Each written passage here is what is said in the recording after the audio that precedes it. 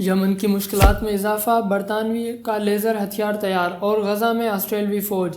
بسم اللہ الرحمن الرحیم۔ السلام علیکم ناظرین، کچھ نئی خبروں کے ساتھ حاضر ہوئے ہیں اور کیا کیا چینجز ہوئے ہیں وہ سب آپ کو اس ویڈیو میں بتاؤں گا۔ ناظرین کہتے ہیں کہ چور کا بھائی جیب کترا، اور دوسری مثال یہ ہے ناظرین کہ چور چور مسیرے بھائی۔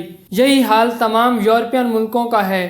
یہ میں اس لیے کہہ رہا ہوں کیونکہ سارے یورپین ملک اسرائیل کو سپورٹ کر رہے ہیں، لیکن پھر دوسری طرف کبھی کبھی ان میں سے کسی ملک سے ایسا بیان آ جاتا ہے جس کو سن کر ایسا لگتا ہے کہ اب یہ بدل گئے ہیں، لیکن بھائی جو مثالیں اور کہاوتیں آپ کو بتائی وہ بالکل سچ ہیں۔ دوستو، اس ویڈیو میں دوسرے ملکوں کی بھی بات کریں گے، جیسے فرانس، اسرائیل، امریکہ، ایران۔ ایک نئی خبر آپ کو بتاؤں کہ برٹین نے ایک ایسا ہتھیار انٹروڈیوس کروایا ہے۔ برٹین کی طرف سے یہ کہا گیا ہے کہ بہت ہی زبردست قسم کا ہتھیار ہے، ایسا بہترین ویپن جو ہر بڑے سے بڑے اور چھوٹے سے چھوٹے میزائل کو۔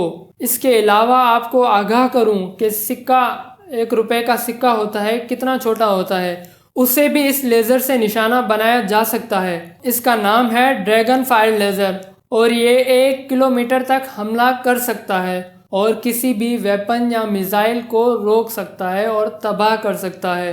جی ناظرین، یہ خاصیت برٹین کی طرف سے بتائی گئی ہے اور کہا گیا ہے کہ برٹین یہ ویپن، لیزر ویپن، یمن کے خلاف استعمال کرے گا، اور برٹین نے اس کا ٹیسٹ کر کے بتایا ہے کہ ہمارے پاس اب ایک خطرناک ہتھیار ہے جس کا یوز کر کے ہم کسی بھی میزائل کو روک سکتے ہیں، تباہ کر سکتے ہیں، اور صرف کچھ ہی سیکنڈز میں۔ برٹین نے اس ہتھیار کا ٹیسٹ کیا اور اب ایران اور یمن اور روس کے میزائلوں کو روکنے کے لیے اس لیزر کا استعمال کیا جائے گا۔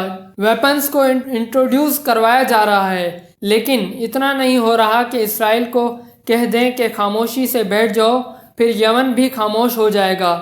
لیکن نہیں بھائی، کیونکہ شو آف کرنا ضروری ہے۔ اس کی شروعات ہم فرانس سے کرتے ہیں، اور ایمانوئل میکرون ہے جو فرانس کا پریزیڈنٹ، اس کے کچھ ایسے بیان آئے تھے حال ہی میں کہ سیز فائر کر دو غزہ میں، اور اسرائیل غزہ کے نام پر جو کر رہا ہے وہ بالکل غلط ہے۔ جی ناظرین، یہ فرانس کے پریزیڈنٹ نے کہا تھا، اور کہا تھا کہ عورتوں اور بچوں کو مارنا حق نہیں ہے اسرائیل کا، اور یہ بھی کہا تھا کہ اسرائیل کو کوئی حق نہیں ہے کہ وہ فلسطین کا، غزہ کا فیوچر ڈیسائیڈ کرے۔ اسی کو دیکھ کر لگ رہا تھا کہ یہ کافی بدل گیا ہے، اس کی سوچ تبدیل ہو گئی ہے، لیکن ایسا بالکل بھی نہیں ہے، کیونکہ جرمنی نے جو کہا تھا میں اسرائیل کے لیے، اسرائیل کے حق میں انٹرنیشنل کورٹ آف جسٹس جاؤں گا اور کچھ پیش کرنے والا ہے۔ اس معاملے میں فرانس نے بالکل سپورٹ کیا ہے پوری طرح سے جرمنی کو، اور اب فرانس بھی جرمنی کے ساتھ اس مقدمے میں شامل ہو گیا ہے، یہ کہ یہ دونوں اب اسرائیل کا بچاؤ کریں گے۔ اب سمجھ آئی ناظرین، چور چور کا بھائی جیب کترا، اس لیے میں نے کہاوت کا استعمال شروعات میں کیا تھا۔ اور ناظرین، اب اپنا رخ آسٹریلیا کی طرف موڑتے ہیں۔ آپ کو یہ بتانا چاہتا ہوں کہ صرف اسرائیل کی فورس ہی غزہ میں نہیں لڑ رہی، بلکہ تمام ملکوں، یورپین کی فوج اسرائیل کی فوج میں شامل ہو کر لڑ رہی ہے۔ رپورٹ آئی ہے کہ تقریباً آسٹریلیا کے 1000 لوگ جن کے پاس ڈوئل نیشنلٹی ہے، اس وقت اسرائیل ڈیفنس فورسز میں شامل ہیں اور جنگ لڑ رہے ہیں حماس کے خلاف۔ اصل میں ناظرین، اسرائیل میں ایسے لاکھوں لوگ رہتے ہیں جن کے پاس دوہری یعنی ڈوئل نیشنلٹی ہے، تو جب اسرائیل نے ریزرو فوجیوں کو بلایا تو ڈوئل نیشنلٹی والے بھی اسرائیل فوج میں شامل ہو گئے، جس میں تقریباً 1000 کے قریب آسٹریلیا کے لوگ موجود تھے۔ اور پتہ لگنے کے بعد آسٹریلیا میڈیا نے اس بات پر خوشی بھی منائی تھی، لیکن کچھ اچھے لوگ بھی بروں کے درمیان ہوتے ہیں، تو یہ سوال بھی اٹھایا گیا کہ آسٹریلیا کے ڈوئل نیشنلٹی والوں کو اتنا حق ہے کہ وہ اسرائیلیوں میں نسل کشی کا ساتھ دیں؟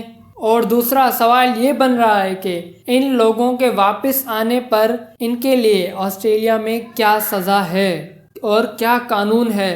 اب ناظرین، ایران اور پاکستان کی بات کریں تو پاکستان اور ایران کے فارن منسٹرز کا ٹیلی فونک رابطہ ہوا، جس میں کہا گیا کہ ہم تو بھائی بھائی ہیں، یہ جو تناؤ بڑھ رہا ہے اسے ختم کرو، اور دونوں کی طرف سے کہا گیا کہ ہم دونوں ہر مدعے پر ایک دوسرے کا ساتھ کام کرنے کے لیے بالکل تیار ہیں، یعنی دونوں کے درمیان راضی نامہ ہو گیا۔ لیکن ایران اور پاکستان کی بارڈرز پر فوجیں بالکل الرٹ ہیں، اور IRGC نے بارڈر پر اپنے ایئر ڈیفنس سسٹم کو بھی چیک کیا، کیونکہ حملے کے وقت وہ سسٹم کام نہیں کر رہا تھا، جس کی وجہ سے ایئر ڈیفنس سسٹم نہیں کھلا اور حملے کو نہیں روکا۔ دوستو، ایران کے پاس اس وقت بہت زیادہ مقدار میں یورینیم ہے، اور ایران بہت ہی جلد اپنا ایٹم بم بھی بنا سکتا ہے۔ جی ناظرین، فی الحال اس رپورٹ میں اتنا ہی۔ ملتے ہیں نئی خبروں کے ساتھ۔ آپ سے گزارش ہے، اگر آپ نے ہمارا YouTube چینل سبسکرائب نہیں کیا تو سبسکرائب کریں تاکہ ہر نئی آنے والی ویڈیو آپ تک پہنچ سکے۔ اپنا بہت خیال رکھیے گا۔ اللہ حافظ۔